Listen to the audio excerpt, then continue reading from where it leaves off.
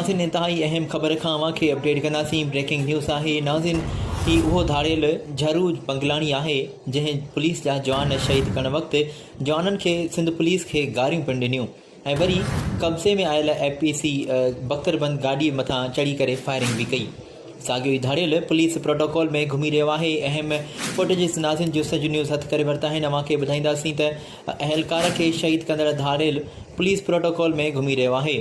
ज़रियनि खां मिलियल ॼाण मुताबिक़ ही वीडियो नाज़िन क्लिप ऑपरेशन खां पहिरियां जी आहे, पर ही छा थी रहियो आहे मामले जी जांच थियणु घुरिजे ऐं पुलिस में वेठल कारिन रिढनि खे बेनिकाब कयो वञे त बहितर रहंदो। ॿिए पासे ज़रियनि खां मिलियल ॼाण मुताबिक़ नाज़िन अव्हांखे अपडेट कंदासीं त सरदार तेगू तेगानी खे आज़ादी जे लाइ सरदार भौतार सरगर्म थी विया आहिनि ऐं इहो ई सबबु आहे जो ऑपरेशन खे नाकाम बणाइण जे लाइ ऐं धाड़ियलनि खे भॼाइण जे लाइ ऑपरेशन सुस्त कई पई वञे, जीअं धाड़ियल कचो छॾे कंहिं ॿिए हंधि मुंतक़िल थी वञनि।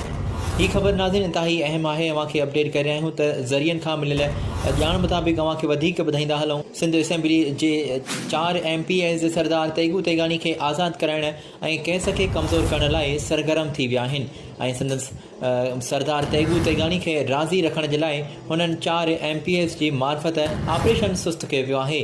ज़रियनि खां मिलियल ॼाण मुताबिक़ ब्रेकिंग न्यूज़ इंतहाई अहम इंकिशाफ थिया आहिनि। अव्हांखे अपडेट करे रहिया आहियूं त सरदार तेगू तेगानी खे ख़ुशि करण जे लाइ ऑपरेशन बिल्कुलु सुस्त कयो वियो आहे, जीअं धाड़ियल कचो छॾे ॿिए हंधि मुंतक़िल थी वञनि।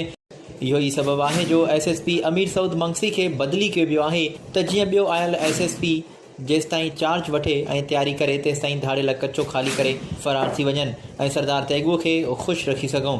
अहम ख़बर खां अव्हांखे अपडेट करे रहिया आहियूं त शिकारपुर धाड़ियलनि ख़िलाफ़ु ऑपरेशन खे नाकाम बणाइण जे लाइ बिल्कुलु ऑपरेशन सुस्त कयो वियो आहे। सरदार तेगू तेगानी ऐं धाड़ियलनि जी हिमायत कंदड़नि खे जल्द इंशाअल्लाह उन्हनि 4 MPs समेत निर्वार कयो वेंदो। बाक़ी हिन वक़्तु नाज़रीन ऑपरेशन बिल्कुलु सुस्त कयो वियो आहे। वधीक नाज़रीन तमामु अहम ख़बरुनि खां रखंदासीं अव्हांखे अपडेट ॾिसंदा रहो जुस्तजू न्यूज़।